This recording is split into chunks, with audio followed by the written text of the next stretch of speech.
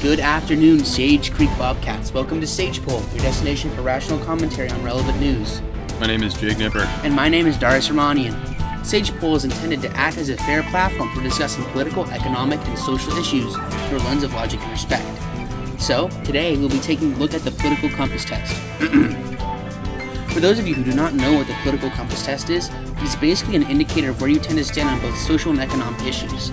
The whole point of this episode is to explore our very own political personas for everyone, and for everyone back home to understand our viewpoints and get a feeling for the rest of our season here at Sagepol.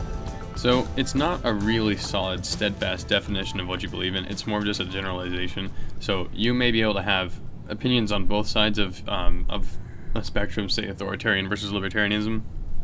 But if the majority of yours are on one side, then the compass will tell you that. And so it'll identify you as one or the other to a degree of magnitude. So it's not exactly a rule. It's more of a generalization of where you stand. So with that being said, we're going to be taking it today. Yeah. And so, first off, whenever you're taking the political compass test, it's a good idea to be informed about some topics in general. There are four basic ideology or ideological leanings. You have authoritarian left, authoritarian right, libertarian left, and libertarian right. These four basic ideologies are the driving force behind what you're going to do and what you're going to believe in the political compass and your journey through it. So, to start off, we have the authoritarian left. And the authoritarian left is basically just communism, or any sort of the form of communism, or socialism, either way you see it. It's still stupid. And so basically, these people basically think free speech is not a thing, and the most extreme version of authoritarian left is what you'd call communism. And if you guys don't know, communism is the main antagonist, you'd say, to the political ideology of, or the economic ideology of capitalism and the political ideology of free speech and free thought. Right. Communism revolves around the state governing all economic practices. No property is actually owned by the individual, and you must submit to authority. Yeah. You don't own anything. Everybody gets paid the same.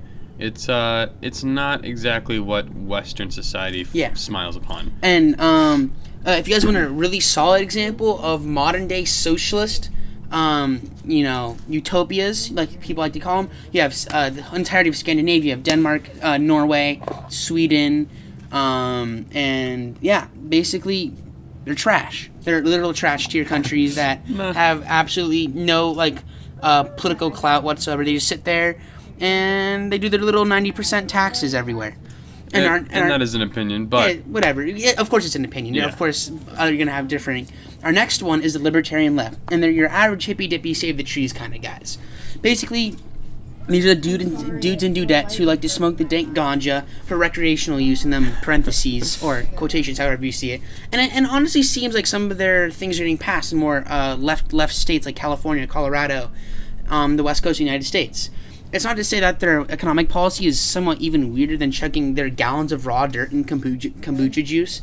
And being on the left, they want regulations and policies down the wazoo to regulate companies, regulate the economy, all for saving the planet, that kind of stuff. Going back to that kind of anarcho naturalism. So they do believe in individualism, and they're staunch advocates in people thinking for themselves, but at the same time, they also believe, most libertarian lefts, that is, that they...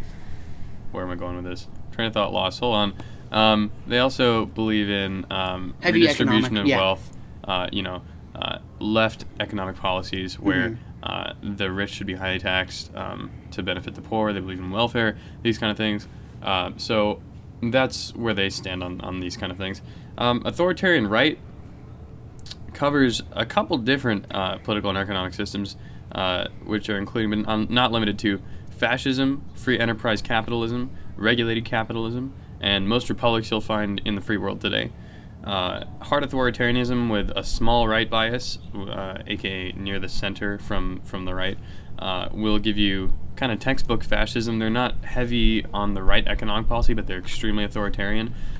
With a hard right bias, so very far right, and very small authoritarian, so very, very short distance up on the compass, will give you the government and economy we kind of live in today. We're pretty far right. But we are leaning a little bit more towards the left in this newer age, with regulation becoming more commonplace in our economy. So it's always a gray area. None of the governments we see today fall completely into one category. Libertarian right today are also known as libertarians. They essentially believe in individual freedom in all aspects of life, economy, and the government. They're against pretty much all regulations. They think that everybody should just have the freedom to do whatever they want. It's not anarchism because they will follow laws, but they believe that the government should not intervene in business practices, nor in what the individual is allowed to do on their own property or in the confines of their own home. So they are extremely individualist. Okay. So I want to kind of say something, because I know in this modern day and age, with a very divided America, almost even down the center, if you look at our maps, with the Midwest being, kind of like the staunchly Republican, along with this kind of the South, what is it a bad thing to be on the authoritarian left? Is it a bad thing to be called an authoritarian? No, it's not, because I think we've taken the use of the words out of context these days, because nowadays anyone that calls you if anyone learns that you're a conservative, like, oh, you're a Nazi, well, that's wrong, because conservatism and Nazism or National Socialism are fundamentally two very different things. And I do think that a lot of people, if there's the polarization in today's politics, it's toxic. It is very toxic, and it leads to people thinking that if you're not with them, you're against them. So people just start throwing insults. That's not the case. It's perfectly fine and perfectly acceptable for you to be on any place on the political compass. It's valid as long as you respect others. If you respect others, and as long as you respect others, and as long as you can back up your own beliefs with evidence and facts, then your ideology is perfectly warranted. It's for you. Exactly. And it's not. So don't feel bad about adopting any sort of ideology, because that's just who you are. It's what you're going to do. It's your right to believe in whatever you want. So without further ado, let's get to it. Let's start taking the test. So we're going to, for the sake of time, we don't want you guys sitting here for 2 hours listening to us to ramble on. We're going to go through these questions pretty quickly. If we hit something that we think we should talk about, then we'll talk about it. Right. So some questions we'll talk about longer than others, but you can follow along at home if you want to at www.politicalcompass.org/test.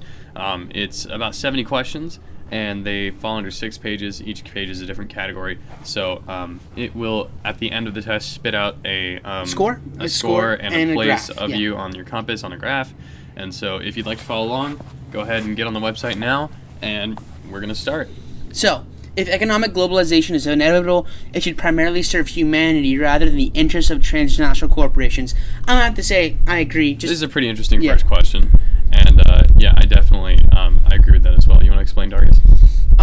So basically, if it's basically saying if the world is going to become globalized and the market is going to open up to all facets, that these transnational corporations who are basically creating these massive monopolies and these massive empires of like McDonald's, Starbucks, right? So they operate should they serve humanity more than themselves? Yeah, I mean, just a little bit. I don't think corporations should benefit all their time, all their resources to making the cure for cancer, because definitely not every company should be able to do that. And I definitely think even like. That's it. I just agree. Companies do have a responsibility to keep their workers fairly compensated and safe, and they also have a responsibility to keep the environment sustainable. So I think we both definitely I agree with that. Yeah, I don't like. There's only 4 options here. If I say I agree with something, I mean, I agree. I agree with the concept, right? Definitely. So the next question would be, I'd always support my country whether it was right or wrong. So this speaks to nationalism. I'm more of an individualist myself, and I feel like I will always love America, right?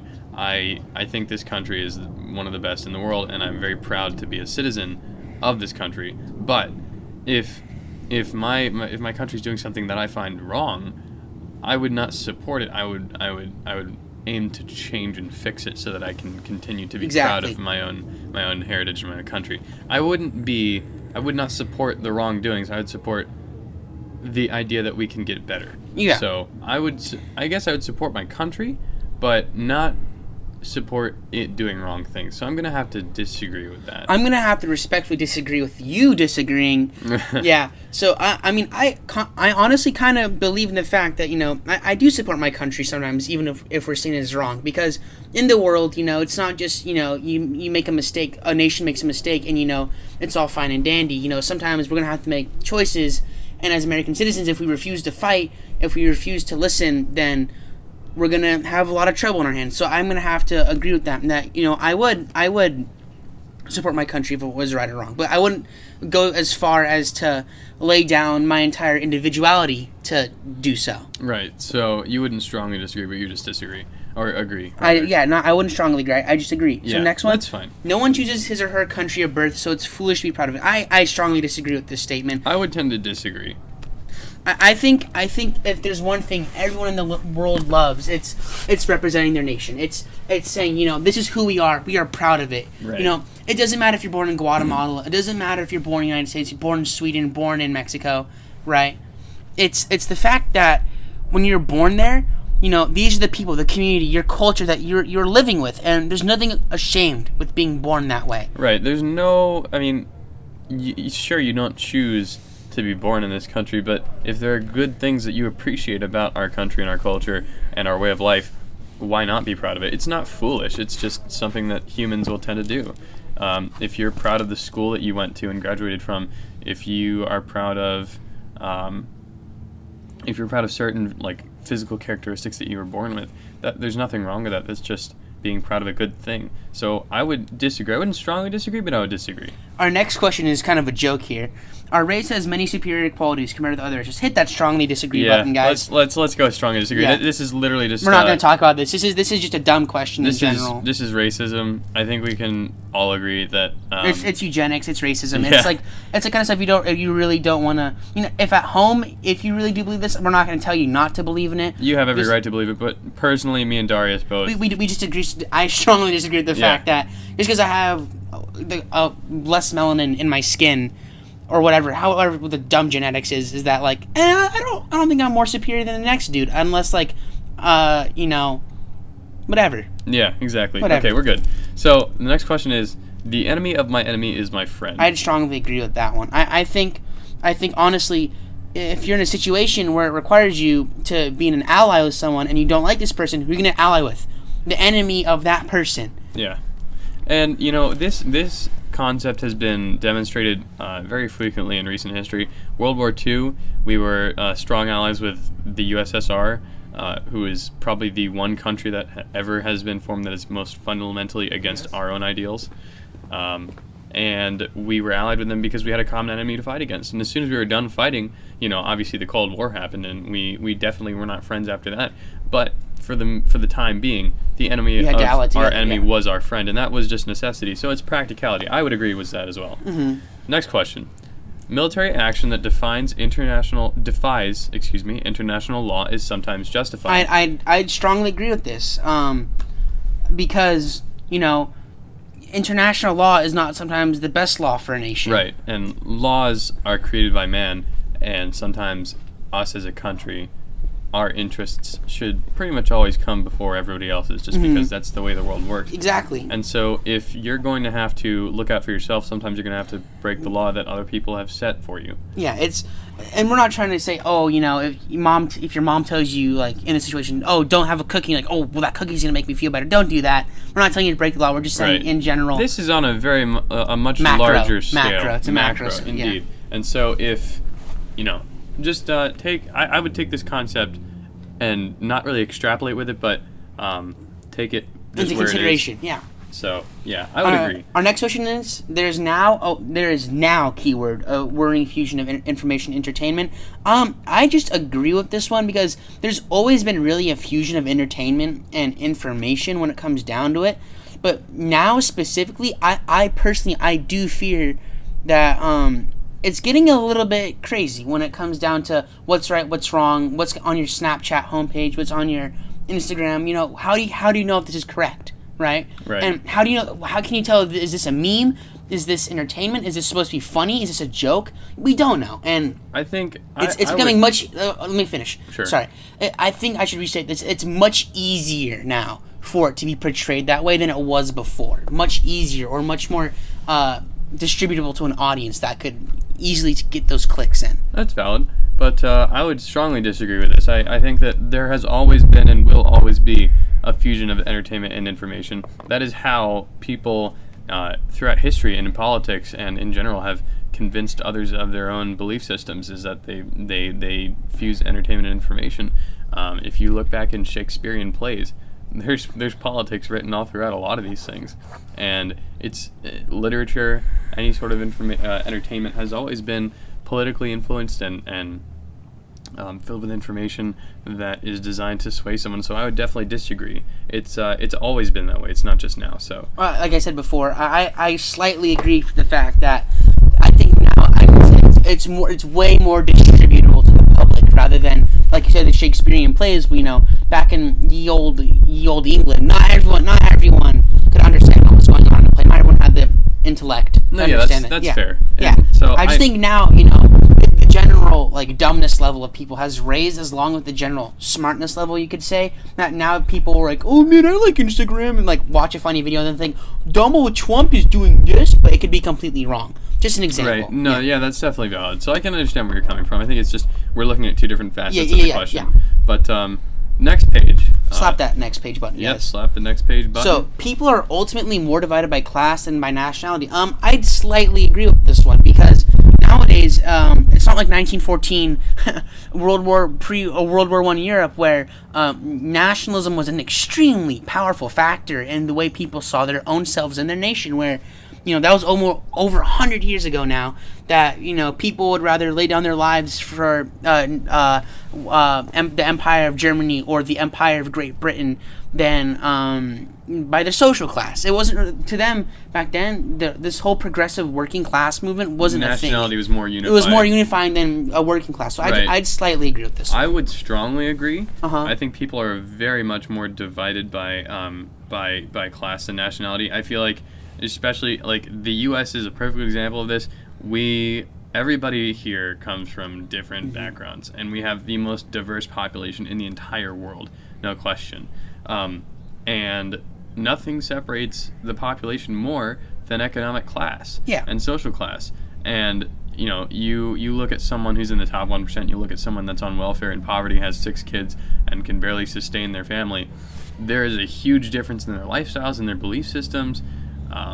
There is an extreme difference in everything about their lives. But if you look at some rich dude who's black and some rich dude who's Asian and some rich dude who's white, there's not going to be much of a difference. Yeah, it's and I definitely think here in America, I think personally, this is my opinion, I think we should all stop seeing each other as basic. We should see each other as American citizens. Sure, right. You're just a descendant from the Africans 200 years, closing on almost 200 years ago, right? But now, what is your culture now? You're distinctly it's an American culture. I think most people from backgrounds like that would agree with you. I tend to agree with you completely. I don't have much Indian culture in me at all, but I'm half Indian.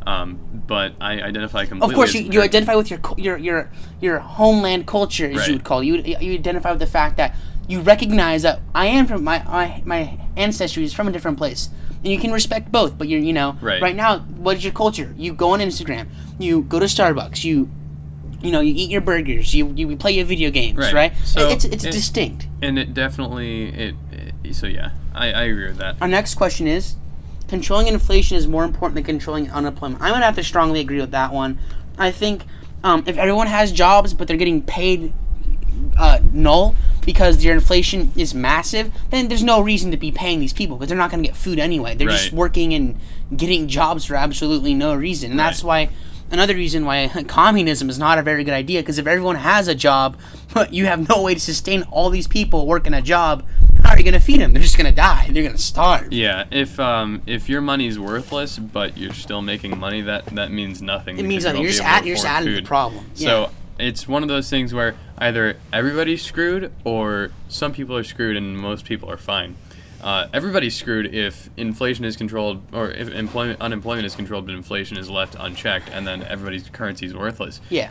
But some people are screwed over, and the majority of people are fine if your money's worth something, but not everybody can have a job. The needs of the many are more than the needs of the few. Right. I believe that because, if you're a minority, 0.01% of the population, they're not going to change.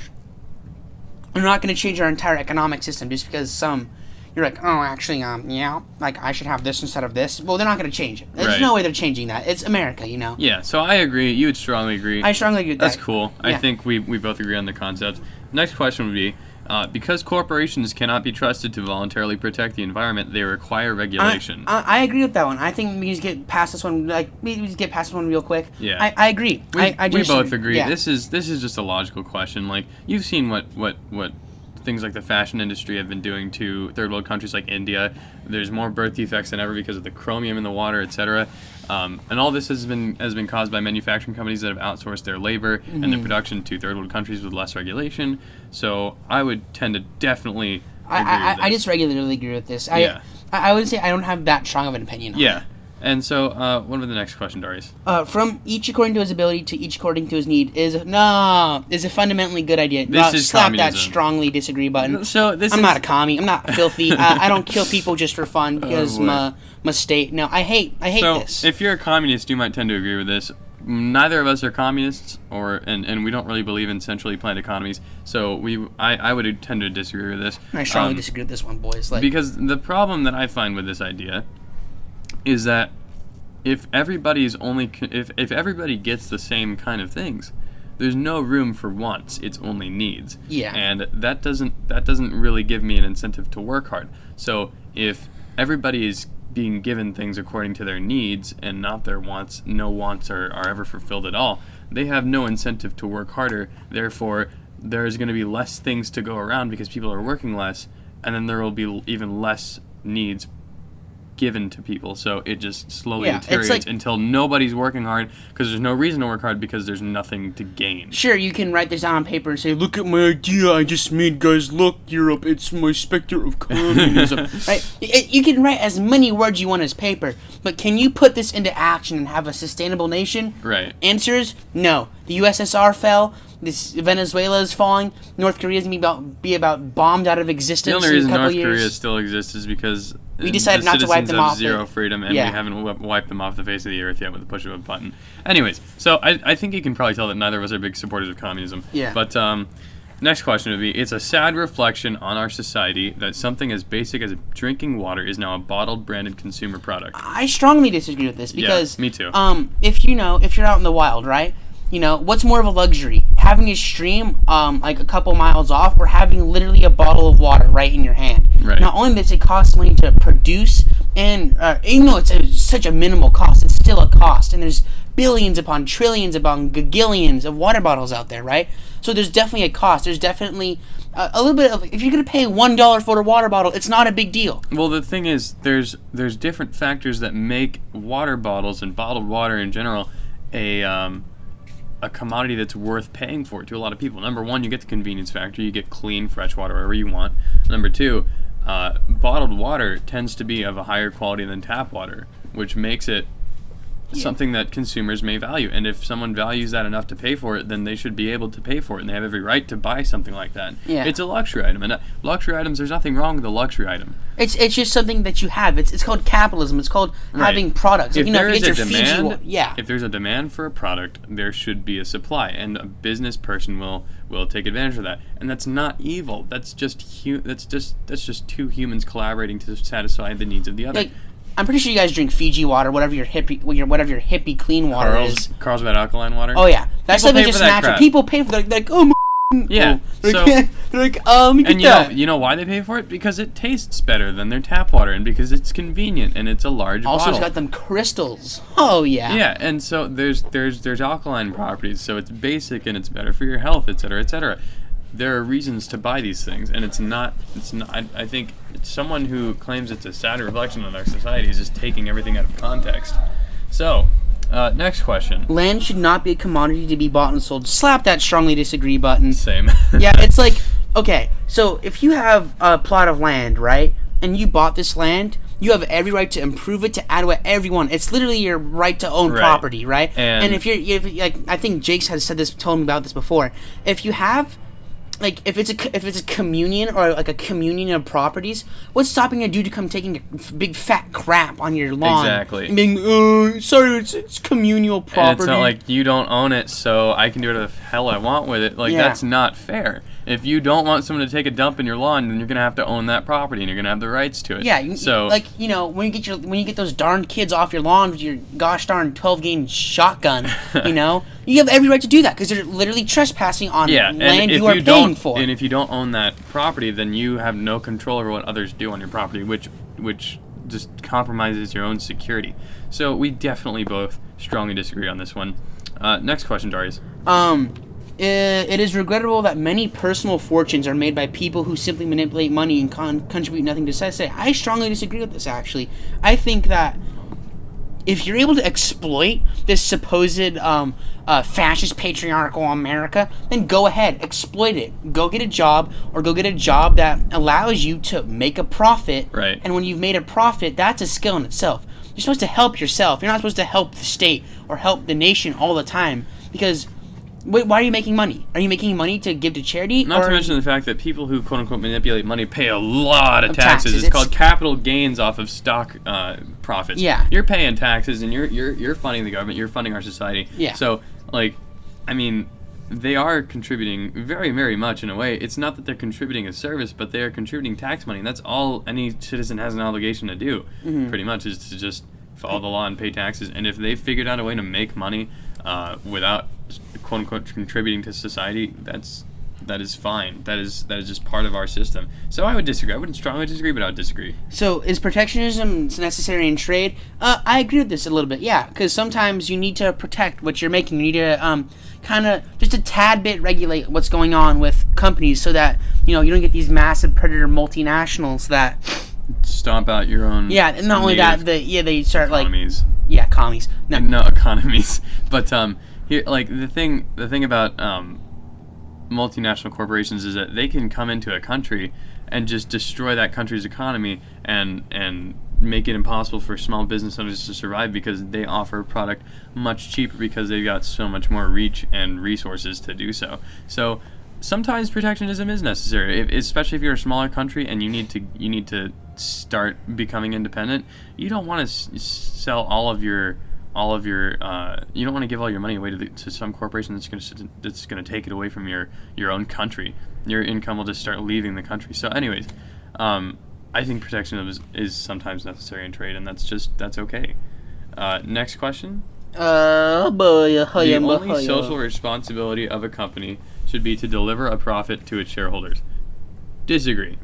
If it's a social responsibility, that means it's not just a financial responsibility, it's social. So social issues such as environmental protection, making sure your workers are compensated fairly, these kind of things are obligations that companies should be upholding, because if they don't uphold these obligations, then their workers will start to quit and strike, and they'll start to destroy the environment that they use to create their products, and they will make humanity worse off overall. So they do have social responsibilities to sustain their environment, to sustain their sources, and to ensure that workers are fairly compensated and taken care of and safe.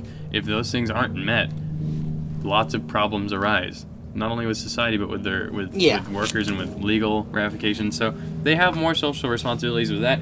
I would strongly disagree with this question. I just disagree. I think companies are built to make money, and if you're making money, you definitely do have an obligation to your workers and to the environment to make sure that that you don't destroy the earth you're literally trying to make money off of, right?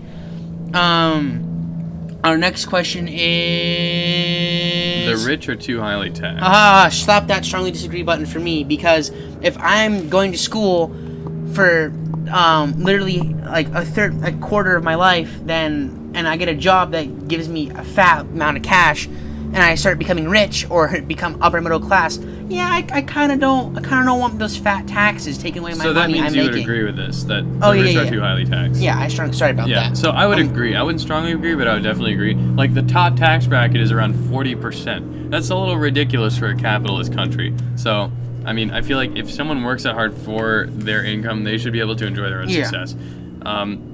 Anyways. Next question. those with the ability to pay should have higher access to higher standards of access to healthcare or medical care. Yeah, I strongly agree with this because you can't have the universal welfare state because that's just dumb. That's not fiscally stable unless you have fat cash. It's not possible because we don't have the resources or the amount of workforce in the healthcare industry to take care of every individual. And until that does happen, which will be utopia, we can't treat everybody. And if we can't treat everybody, what is going to decide who gets treated and who doesn't get treated? What's the deciding factor? Yes. We can't just do a random lottery. It's going to have to be money.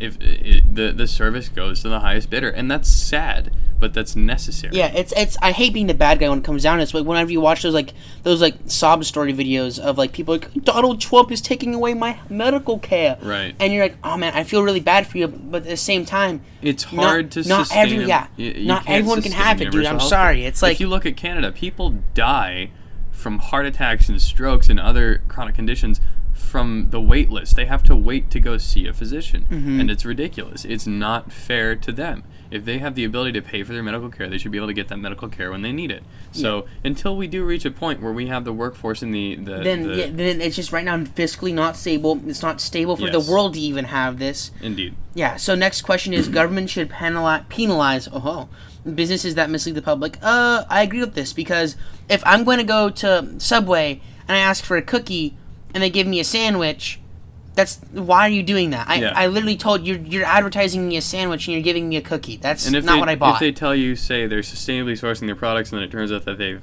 been destroying their environment, or if they claim to have organic ingredients and they're not, these things, organic or not, I don't really care, but it's just an example. You have to be truthful to your consumers. And so the government does need to play a role in this because not every consumer is going to know if they're being misled, and they may still keep buying. So boycotting isn't exactly an option for all facets of the economy. I definitely agree that governments should penalize businesses that mislead the public. Next question. A genuine free market requires restrictions on the ability of predator multinationals to create monopolies.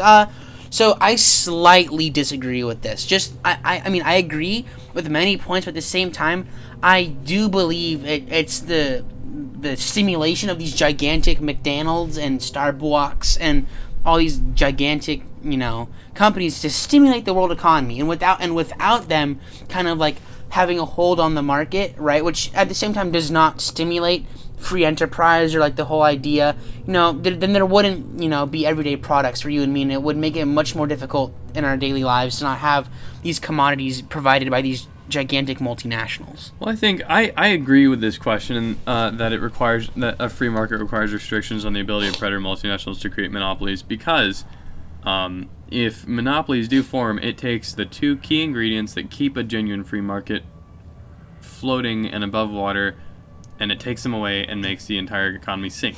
What it does when you have a monopoly in an industry is it takes away competition and it takes away consumer sovereignty. The consumer cannot choose which company to buy from in order to promote that business and encourage it to grow because there's nothing to choose from. And if you think about it's like a one-party system in politics. Not to mention the fact that when there is no consumer sovereignty, the company will be getting sales no matter what. Their quality is permitted to go down exactly because they have no reason they have to no obligation, make a but more at the same expensive, time, better product. It's also a paradox because what's a free market? What does free mean? FREE means there's no restrictions. Right, but if you add restrictions, then it's technically no longer free. So it's a paradox. Right. If you want a market that's really truly free to the consumers, you're going to need some restrictions from the government, which makes it unfree. But I would say a real free market, a free market that America envisions, requires some light regulations, antitrust laws, etc. Anyways, next question. The freer the market, the freer the people. Slap that strongly agree button. I agree. Yeah.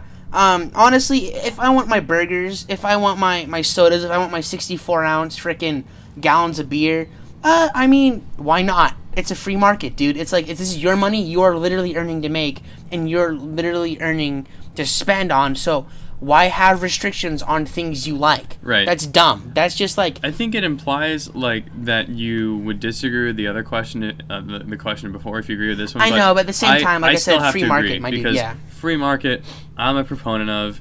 just with light restrictions. Anyways, next page. Slap the next page button. This is a disclaimer before we go into this question, is that me and Jake, we don't like being the bad guys, and necessarily when you have differing, we don't want to offend anybody. We don't want to hurt you guys' feelings. My feelings. Here's the thing about politics: you're allowed to believe whatever you want, as long as you respectfully treat anybody else with differing opinions. You treat them with respect.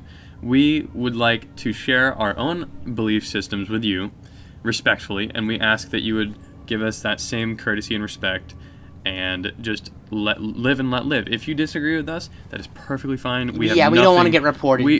That's basically what we're trying to say. We don't want to get reported because you guys thought we were being fascist, white cis scum males. All right. I may feel a certain way on a topic, and you can feel the other way, and that is fine. That is politics. Yeah. We are different individuals. I respect your beliefs, and I hope you respect mine. Anyways, let's get on to the best page of this test: personal social values. Abortion, when the woman's life is not threatened, should always be illegal. So when it comes down to me, I strongly believe that in this modern, I'm not saying strongly agree, but I think in this modern day and age, teenagers, especially people in such valued communities as ours, really face a lack of personal conviction and a lack of personal justice, because when you go out to the club one night, right, and you openly consent to having coitus or intercourse with someone, and then you have like 5 children in a span, or have like 5 potential pregnancies in the span of like a year or so, and you abort all of them, where's the personal conviction? Right, so you're saying that you're not accountable if you're able to just delete the mistake. I completely agree. I reinforce these values that if you are a victim of forced, dealings with rape. Exactly. It's rape. It's if you get freaking raped, okay? If you get raped and you have a baby that is like, then yeah, okay, you have rights. Even Obunga signed a Rape Survivors Bill of Rights that gave them ability to have abortions when the baby was not consensual, and I agree with that. But when it is fully consensual, when it is your mistake, your fault, when it's your choice, you have to live with your own mistakes. You have to live with it, because that is a developing human being within your body. I can respect your opinion, but I would tend to disagree. I regularly agree with this. I wouldn't strongly agree. Right. As long as this dude or dudette is not in their 3rd trimester of the baby, that's illegal. That's already illegal. That's already illegal. Okay. It's about it's halfway through the 2nd trimester, roughly. I could be a little wrong on that, but it's after some point in the 2nd trimester, it's illegal to abort because it's considered a human life. Exactly. So, it's. I think that we need personal conviction in this world, and I think that there does need to be some traditional values that we hold, so that human beings in general can be good people and not just waste away 5 or 6 freaking babies in the span of a year or so. Yeah, it's just not cool. That's fine, but I would disagree. I think women should have a choice on what happens in their bodies, and. But raising a child is also a very sorry, we're getting a little tizzy here. Sorry, but raising a child, I'm not sure people realize this, but raising a child these days is a commitment, and having sex is making a child. That is the act of it. Whether you believe in the Bible or not, or even the scientific facts, people either have sex to feel good or they have sex to make a child and feel good. And raising a child is a responsibility, is something you are doing when you're performing these actions, at least in my opinion. Right. And that's perfectly fine. But I would tend to disagree with this question, saying that it should always be illegal. I think before a certain point, the embryo of a developing child is not sentient. It's not a sentient being, and it's a part of the woman's body. No doubt about that. Exactly. With individualism, a woman should have her right to do whatever she wants with her body. And so until the baby is old enough to really be considered a baby, then yeah. Honestly, a woman should be able to do what they want with their bodies. I'm not a woman, and so I don't have any first-hand experience with this, but I definitely think that they should have the right to do what they want with themselves. Exactly. I mean, no, I agree with that. I can see where you're coming from that, and that's not even. It's not personally. I can see what you're saying, and I respectfully agree to disagree or whatnot. Yeah, that's good. That's productive. So let's get off this question now. And one last thing before we get off of it is go research this, everyone. If you're listening and you definitely have opinions on this, definitely have strong feelings, and you want to know more and not sound like an idiot like I probably am right now, then please go research it. This is how you become definable in your stances. And me and Jake, we're not the final word on this. No, definitely not. Yeah. So our next question is: all authority should be questioned. Yeah, I agree with this. I strongly agree. I strongly agree. This is one of my. It's an American right to question authority. This is one of my fundamental beliefs. I think authority that is not questioned and is left unchecked will ultimately lead to corruption. Last question. Let me hit this stop.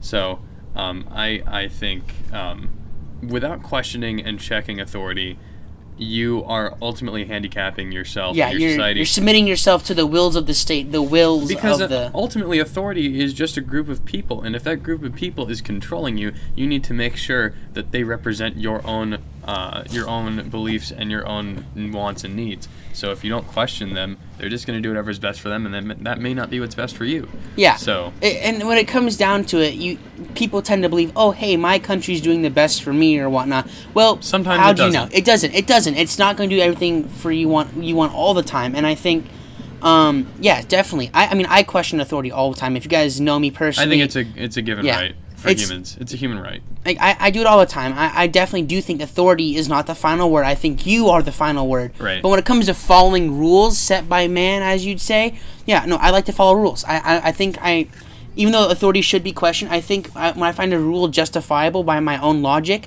that I need to respect and find purpose with those who are wiser, older, more respected than I am, then yeah, definitely these are leaders. This is why we have leaders in our world. But at the same time, you want to make sure that they represent you. Yeah. And so we're gonna have to take a recording break, guys. You won't notice because we will be right back in just a moment. But we'll see you on the other side. Commercial break, quote unquote.